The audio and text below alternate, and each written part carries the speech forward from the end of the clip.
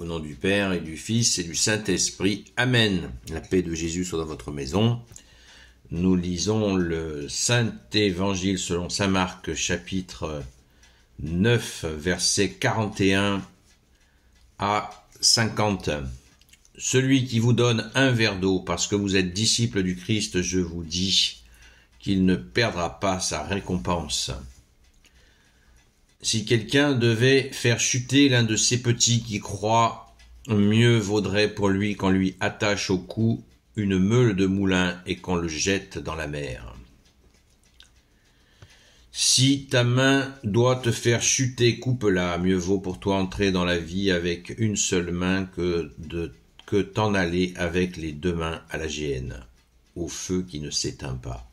Et si ton pied doit te faire chuter, coupe-le. Mieux vaut pour toi entrer dans la vie avec un seul pied qu'être jeté avec tes deux pieds dans la géhenne. Si ton œil doit te faire chuter, jette-le loin de toi. Mieux vaut pour toi entrer dans le royaume de Dieu avec un seul œil que d'en avoir deux et d'être jeté dans la géhenne, où le ver ne meurt pas et où le feu ne s'éteint pas. Car le feu fera l'office du sel. Le sel est bon, mais si le sel n'est plus salé, comment lui redonnerez-vous du mordant?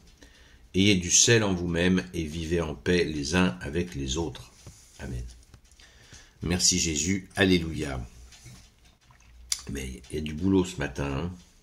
Grand travail. Merci Jésus. Commençons.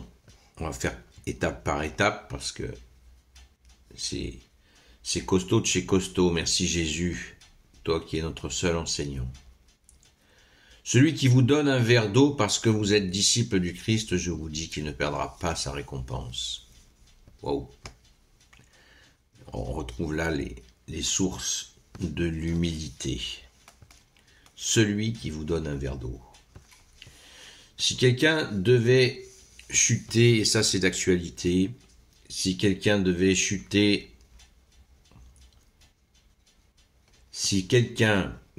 faire chuter l'un de ses petits qui croient, mieux vaudrait pour lui qu'on lui attache au cou une meule de moulin et qu'on le jette dans la mer. Donc Jésus est toujours entouré d'une foule. On se remet dans le contexte pour comprendre ce qui se passe et ce que Jésus essaie de nous faire comprendre. Quand Jésus parle des petits, qui sont ces petits qui croient? Alors c'est deux sortes de petits. Il y a les tout petits, les enfants, Jésus nous l'a dit hier, celui qui met, on va le relire vite fait, car c'est absolument magnifique, puis il place au milieu d'eux un enfant, verset 36, toujours saint Marc, chapitre 9. Puis il place au milieu d'eux un enfant, il l'embrasse et leur dit, si quelqu'un reçoit en mon nom l'un de ces enfants, c'est moi qui le reçois, et celui qui me reçoit celui qui m'a envoyé. Vous vous rendez compte la portée? Il y en a qui se posent la question, est-ce qu'on doit baptiser les enfants? Jésus répond lui-même là. Vraiment. Ouvrez bien vos oreilles. Saint Marc chapitre 9, versets 36 à 37, Jésus explique parfaitement que la légitimité du baptême des enfants, plus que la légitimité, l'immense joie et grâce. Donc là Jésus nous dit, celui qui fait chuter un de ses petits,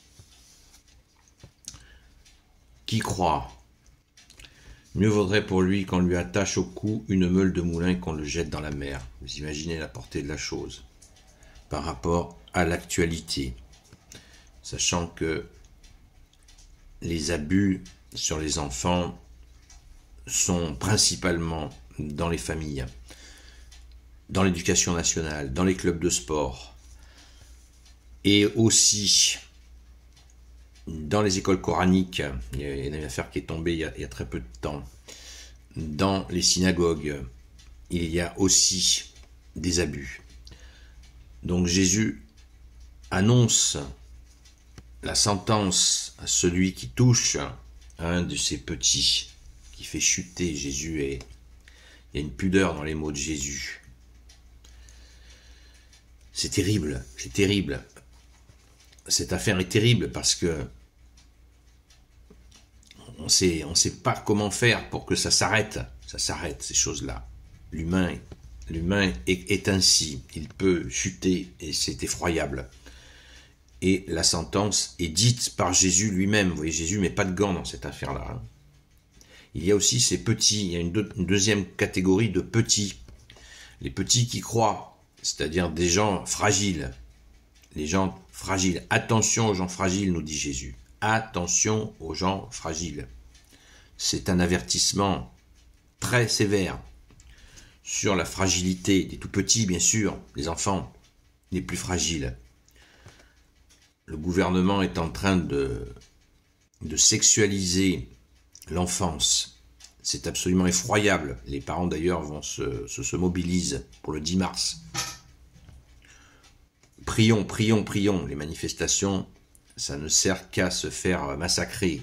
Par contre, la prière, crier vers Jésus le Sauveur, oui, cela il faut le faire. Et il y a d'autres actions que celle de manifester, simplement gueuler dans la rue et se faire tabasser ou gazer. Il y a d'autres façons de faire. Voilà, vous allez dire, mais ça n'a rien à voir avec le sujet. Mais si on est en plein dedans, on est en plein dedans. Nous sommes en immense danger en France. La sexualisation des enfants, imaginez l'horreur. Par l'école. Continuons. Si ta main doit te faire chuter, coupe-la. Mieux vaut pour toi entrer dans la vie avec une seule main que t'en aller avec tes deux mains, la géhenne, au feu qui ne s'éteint pas. Même chose pour le pied. Même chose pour l'œil, nous dit Jésus. Qu'est-ce que cela veut dire? Qu'il faut se couper la main si quelqu'un est tenté par le vol? Hop, il se coupe la main, comme ça il vole pas. Physiquement, il faut qu'il le fasse? Certainement pas. Certainement pas. C'est pas ce que Jésus demande. Des gens dans les premiers siècles ont agi ainsi, très rarement bien sûr, et quelques plus tard, ils ont écrit pour dire qu'ils avaient fait une énorme bêtise. Bien sûr, c'est symbolique. Jeter son œil au loin, quand on est dans une convoitise, quelque chose, un mauvais projet qui commence à se former dans notre œil, eh bien, comme Jésus le dit dans une autre séquence d'évangile, l'œil est la lampe du corps. Donc si on s'habitue à regarder avec un œil mauvais, comme on dit, eh bien le corps il suit l'œil. Donc il faut nettoyer nos yeux, demander à Jésus d'avoir un œil bienveillant. Voilà. Même chose pour la main, le pied. Si on court dans une mauvaise direction, c'est le sens de la conversion. Tout le monde parle, tant de gens parlent du carême en parlant de jeûne alimentaire, se calmer sur les boissons, les desserts. Non, c'est pas ça le carême, c'est pas ça. C'est justement la conversion. Par exemple, si je dis des mauvaises choses qui sortent de ma bouche, je demande, dès le début du carême, je demande à Jésus, aide-moi à ce que de ma bouche sorte pas de vilaines choses, ou justement, aide-moi à me nettoyer les yeux, que j'ai un œil bienveillant, si j'ai du jugement, aide-moi Jésus à ne pas juger, comme tu nous l'as demandé. Alléluia. Et la menace est directe, éviter de courir en enfer, c'est pas la bonne direction. Je pense que tout le monde l'a compris, mais là Jésus nous parle bien du concret, de l'œil qui peut entraîner, de la main, le coup, le mauvais coup. Non, on retient ça, on frappe pas, on ne court pas dans la mauvaise direction. Merci Jésus, alléluia. Et enfin, le sel, le feu de l'enfer qui fera office de sel. Waouh! Car ce feu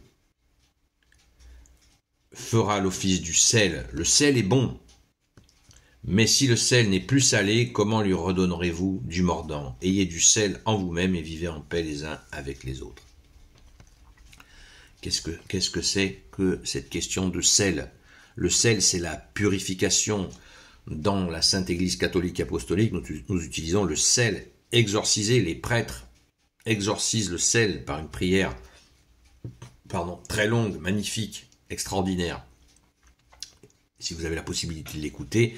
Et ce sel exorcisé sert à faire l'eau bénite. C'est absolument magnifique à écouter. Je vous invite à demander à votre prêtre d'assister à cette prière qui est extraordinaire. Et ayez du sel en vous-même et vivez en paix les uns avec les autres. Le sel, restons salés. Le sucre, on s'endort avec le sucre. Le sel, Jésus nous dit dans une autre séquence d'évangile, vous êtes le sel de la terre, le sel qui ne sale plus, on le jette sur le bord du chemin et les gens le piétinent. Donc il nous faut rester salé. Salé, ça ne veut pas dire être agressif. C'est pas ça, être salé. Être salé, c'est justement refuser les compromissions du monde. Allez, je t'invite à gagner un peu d'argent facilement, là. Un petit vol, l'air de rien. Non, le sel dit non. Voilà, rester salé, le sel purifie. Le mode de conservation de la viande a longtemps été le sel. Le poisson salé, on garde, on conserve avec le sel. Donc on conserve nos principes, on conserve ce que nous a appris Jésus avec notre sel. C'est absolument magnifique. Merci Jésus, alléluia. Rendons grâce les amis, gloire à toi Jésus qui est notre seul enseignant, gloire au Père, au Fils et au Saint-Esprit maintenant et toujours et pour l'éternité, amen. Ô Jésus, toi qui peux tout et qui porte tout, toi le Sauveur, toi l'Emmanuel, je te confie toutes celles et ceux qui regarderont cette vidéo, ainsi que leurs proches selon ta seule volonté, ô Jésus. Sainte Marie, Reine des cieux, toi l'Immaculée Conception, toi qui écrases le serpent, toi qui es la lune sous tes pas, toi notre Mère, Notre-Dame, Saint Joseph, toi le juste et le saint, toi le sage, toi la terreur des démons, toi le saint gardien de la Sainte Église catholique apostolique, Sainte Marie-Madeleine, notre chère sainte patronne, et vous, tous les saints et saintes, amis de Jésus, Saint Michel Archange, Saint Gabriel Archange, Saint Raphaël Archange, et vous, tous les anges qui servez Jésus, je vous confie toutes celles et ceux qui regarderont cette vidéo, ainsi que leurs proches, selon ta seule volonté, ô Jésus. La paix de Jésus soit dans votre maison. Message à tous les amis de Sainte Marie-Madeleine et la fine équipe de TikTok. Prions, prions, prions et prions encore. Rendons grâce pour ce qui s'est passé hier soir. Et si toi, frère qui a reçu le baptême de désir, eh bien, tu vois cette vidéo, eh bien, sache qu'on prie pour toi. Donc, continue à accueillir Jésus, le roi de gloire, le Dieu de nos vies, dans ton cœur, dans ton âme. Alléluia. Merci Jésus. À très vite.